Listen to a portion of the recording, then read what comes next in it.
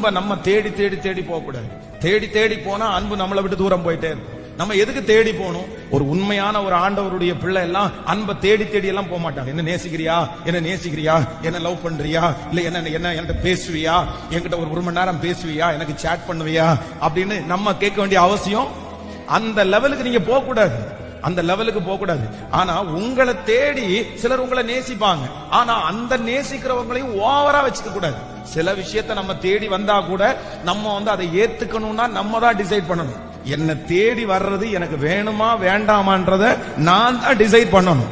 அவங்க தேடி வர்றாங்கன்றதுக்காக எல்லாத்தையும் நம்ம வாங்கிட முடியாது. அதுலயும் ஆண்டவருடைய சித்தம் நமக்கு இருக்கணும். அப்ப இன்னைக்கு ஜெபம் பண்ணும், ஆண்டவரே என்னுடைய நிலைமையை நீங்க சீக்கிரமா மாத்தணும், என்னுடைய சூழ்நிலையை சீக்கிரமா மாத்தணும், என்னுடைய தொழில ஒரு அற்புதத்தை கர்த்தர் செய்யணும். இனி நான் தேடி அல்ல, அது என்ன தேடி வரும். உதிக்கிறவனுடைய வெளிச்சத்தின் இடத்திற்கு ராஜாக்கள் ஜனங்கள் நடந்து வருவார்கள், நடந்து வருவார்கள்.